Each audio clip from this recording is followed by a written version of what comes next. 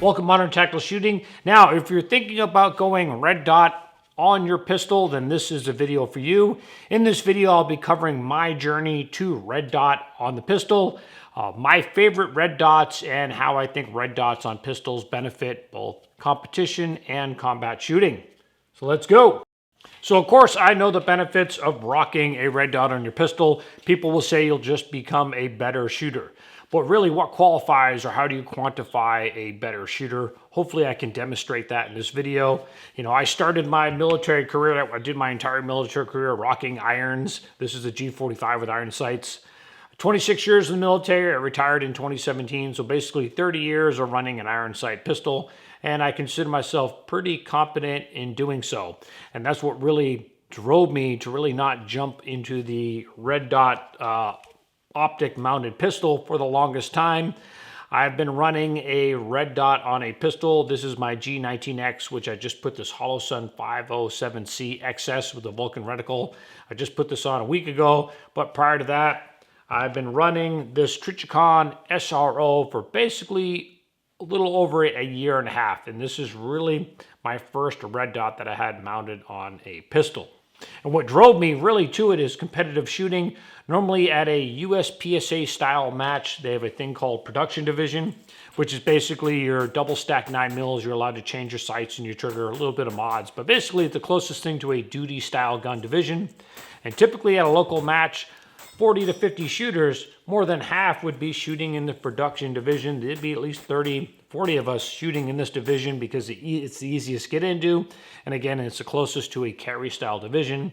But the last time I shot a match was back in 2019, and I was shooting in production with this G45, and there was only 7 of us. More than half the field of your production shooters had gone over to what's known as carry optic in USPSA shooting, and that is a mini red dot mounted on that double action pistol. Everybody's gone over to this. There was only 7 of us out of the 40 or 50 shooters, and I was completely, surprised by this change. And that's what drove me to finally, give one of these mini red dots a try. Now, I initially went with this Trijicon SRO just because of all the talk about when people transition to red dot on a pistol, they have trouble finding it out of the holster. No problem using the SRO. This is built for competition, has probably one of the largest objective windows for a mini red dot sight, and that's to help you find it out of the holster.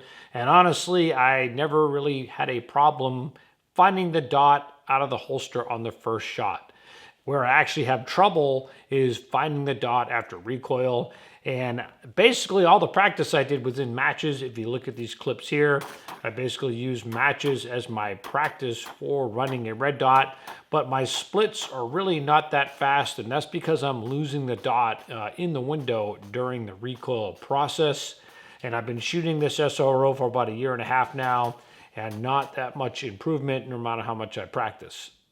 Now, I was at a match a few months back. An active duty soldier showed me the optic he was running on his pistol, and he talked about the merits of it. And that, again, is this Holosun 507C, the XS model with the ACSS Vulcan reticle. And if you've seen this reticle before, it has basically a large outer circle, and of course their Vulcan or chevron in the center, with the idea of that circle helps you guide in the chevron onto target so you don't lose it, and a smaller objective window. And actually I've found that the smaller window actually helps me keep the dot on target better. With the SRO, because the window's so large, I kind of am sloppy during the recoil process, and I'm letting that dot basically get lost in the optic.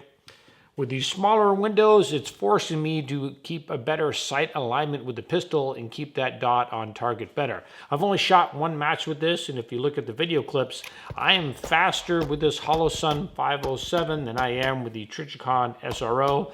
And of course, with the ACSS Vulcan reticle with that large circle, it's designed to help you keep that dot center of the window, because if you see that outer edge of the circle, it means you're out of sight and alignment, basically. Now, I don't want to turn this into a Holosun versus Trijicon SRO video, But I think this goes towards, the type of shooter. Obviously, it's subjective on which optic might work better for you. Just reading online on the internet, one would think the SRO would fit almost every shooter out there with a larger window, dot easier to find. That's true for my first shot out of the holster, but I'm losing it on recoil, where now I've found the smaller window of the Holosun actually works better for me. I also have one of these Vortex Venoms, and it's the same thing. It's the smaller window is forcing me to keep better alignment and helping keep the dot in the center of the window, which is helping me shoot a little bit better. I've only shot one match with this Holosun, and already I know I am faster and better with the Holosun over this Trijicon SRO. Also, this Trijicon SRO is pretty pricey. It's basically the price of a Glock, just over $500. Now you do get the Trijicon reliability, so if that's something you're into, I don't think you can go wrong with the Trijicon. And if the open window is for you, then by all means, this is a great optic. But I think I am now settled on this Holosun, and it's really only 2/3 the cost of that Trijicon. You can find these for around $300. Again, I don't want to make this a Trijicon versus Holosun, but I've found for me, this style of optic with the smaller window and that ACSS reticle system in it is actually working better for me as far as a red dot mounted on a pistol. Now, I'm still not where I want to be in terms of skill with the red dot. The benefit to a red dot really is accuracy. I think if going right into red dots, one might find themselves more accurate because that dot, or in this case, the chevron, gives you a finer aiming point. But speed is going to come with practice, and personally, I'm not there yet in terms of speed. I can demonstrate this. Here I have two clips. I'm shooting a modified El Presidente. Basically, I don't have the turn. It's shooting 3 targets with 2 rounds each, performing a speed reload, and shoot those same 3 targets each again with 2 shots. And as you'll see in these clips, I am faster and better rocking iron sights against this Holosun. I know this anyways just from how I shoot matches, but check out the clips right here.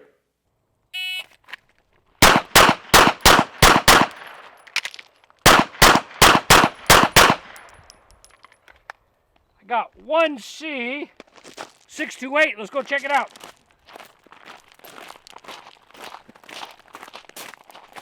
On the line, here's my 1C, and clean over here. 628, pretty good run. One more time.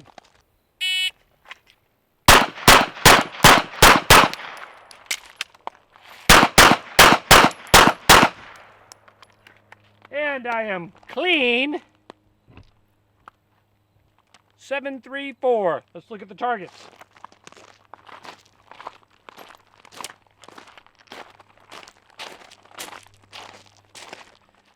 So with irons, I shot a 628 with 1C, which is pretty good, I must say, for an El-Pres for me. And with the red dot, I did shoot it clean, but I was almost a second slower shooting a 734. Now you could say, well, that's only marginally better. True, but I am still better with irons for these, I would say, medium difficulty shots. One might ask, why go to a red dot if there's such a small margin between my abilities? Well, it has to do with the difficulty of the shot, and that's where red dots shine, even for somebody that's not well practiced. If we shoot the same drill, but this time I put up no shoots, or hostage targets for lack of a better term, and I partially obscure the targets, you're going to see, because the red dot gives me a finer point of aim, I'm going to be just a little bit better when the difficulty of the shot is raised. Let's check out the clips right here.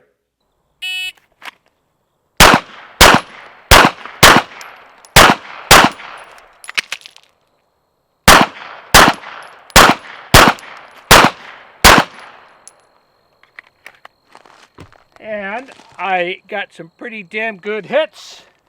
1108. Let's check out the targets.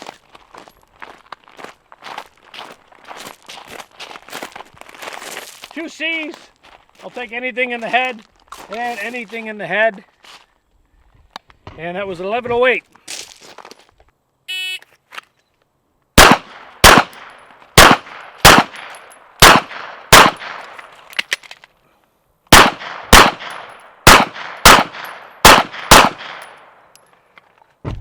got all hits, and that was a 11.48. Just actually a little bit slower. Let's check out my hits.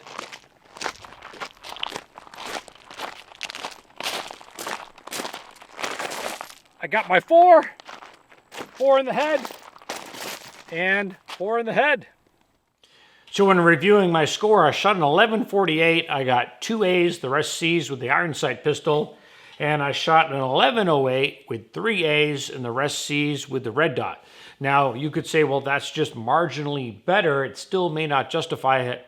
But the fact is, I know generally I'm pretty consistently just a little bit better when the shots are harder with the red dot over iron sights. And really, that's what I use to quantify or justify, hey, it was well worth going to the red dot, because when I do have difficult shots to make, I am just a little bit better. And I know with practice, I'm only going to get better. And pretty soon, with enough practice and enough matches under my belt, I'll be able to get the same splits that I can, regardless of the difficulty or the range of the target, that I can do with the iron sights on easy shots. I'll be able to maintain that with the red dot. So it's just a matter of time before the gap between my ability with the red dot and my ability with an iron, the gap's just going to grow, with I think this definitely taking the lead. And of course, that's what most shooters are seeing, is they're able to basically shoot better with the red dot. But that's how I quantify that, it is working for me, because again, when it comes to a hard shot or a long range shot, 6-inch plates at distance, the finer point of aim of red dot is winning out. Now, I talked about splits and not being where I want to be. As far as speed with a red dot, I know this going against other competitors. Here's a good example. This is a military guy I shoot against frequently, and he's actually burning it down with his splits, and this is where I want to get. But check out this example right here, and he's doing it with a Vortex Venom.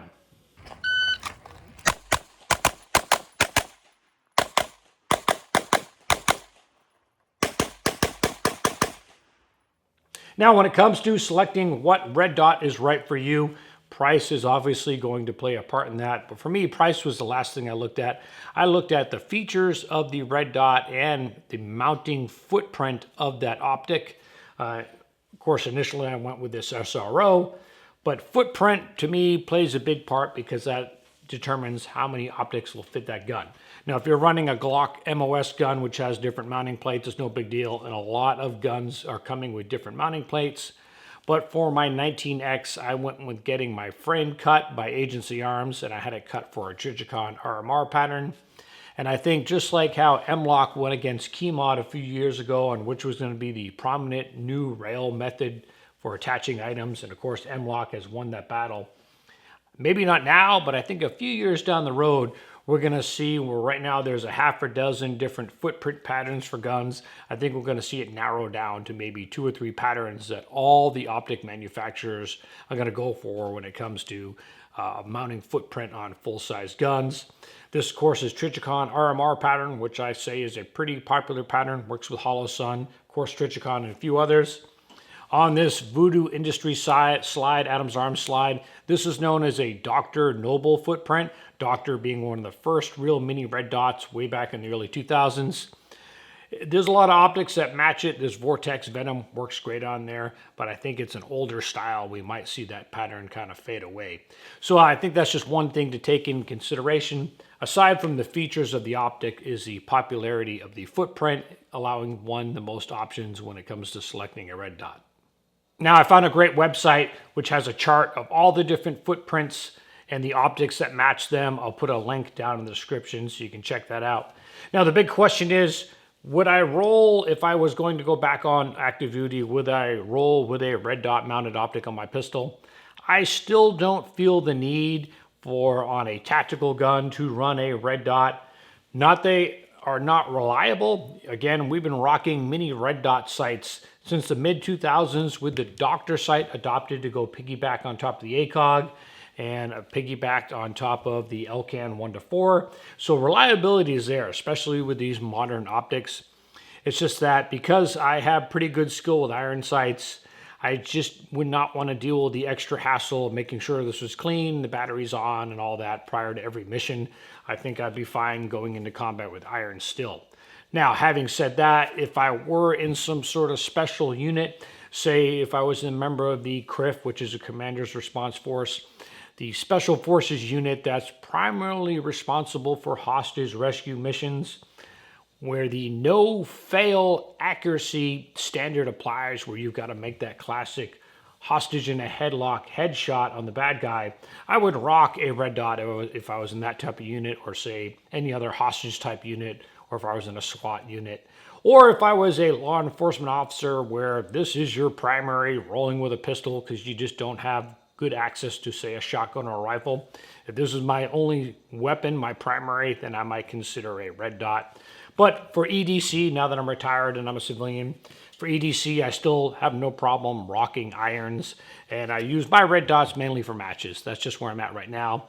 Again, if you carry a red dot on your EDC or your tactical gun, hey, I'm all for it. I'm all for technology making you a better shooter. I'm not one of those guys that poo-poo stuff just because I don't run it.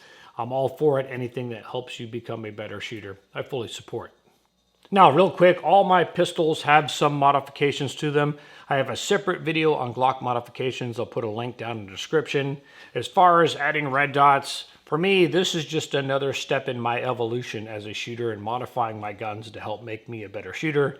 If you're like me and you're slow getting on the red dot bandwagon and you're finally taking the dive, personally, I think it's well worth it. I'm a fan, and if you see me out at matches, a good chance now I'll always be rocking a red dot. Now, you may have noticed that pink t-shirt in some of the clips. That's actually a Golden Girls t-shirt. I actually have another one right here, a purple t-shirt. Now, the reason why I wear these outrageous t-shirts is to intimidate my fellow competitive shooters. Actually, that's not true. I just wear them because I don't take myself too seriously at gun matches. I do like to do well, but I'm not so serious that, it just consumes me. So I wear those t-shirts to keep it lighthearted. There was a point in my shooting career where I took matches uber serious, and I was really centered on doing the best I could. And I used to shoot all the major 3-gun matches up and down the East Coast, but that was quite some time ago. And now I mainly shoot matches for fun and just to see where I stack up against, fellow competitive shooters. It's my way of testing my skills. And again, I like to keep it lighthearted, hence the Golden Girls t-shirt. And actually the ladies do bring me some luck, and I've done fairly well recently bringing these ladies out to the matches. So there it is. That is my take on becoming a red dot pistol shooter. Now, as always, hopefully you found this video entertaining and informative. And as always, I'm Jeff Gerwich. Thanks for watching.